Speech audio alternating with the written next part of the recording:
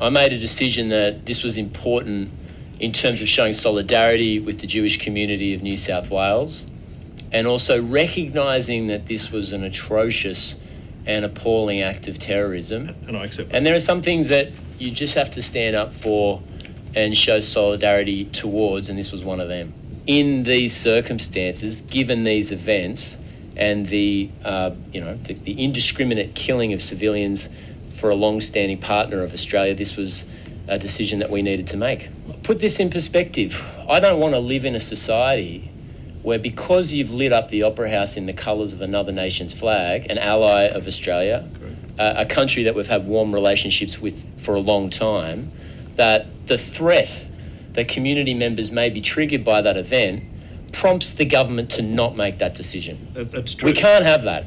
And I don't think anyone fairly would say, notwithstanding that some people use that opportunity to act in anti-Semitic, vile, and in many cases violent ways, that we can live in a society where you don't make a decision to show solidarity with the Israeli and the Jewish community because of fear of that kind of protest. Municipalities and cities around the world would have been faced with exactly the same set of circumstances, and I think it's important for the committee to note most jurisdictions made exactly the same call. The Eiffel Tower in Paris, the Empire State Building in New York, the Brandenburg Gate in Germany, and every other significant landmark in every other capital city in every other part of Australia. We can't be in a situation where we're excusing the behaviour of bad faith actors on the proviso that they may be triggered because the Opera House or a cultural institution is lit up in another nation's colours.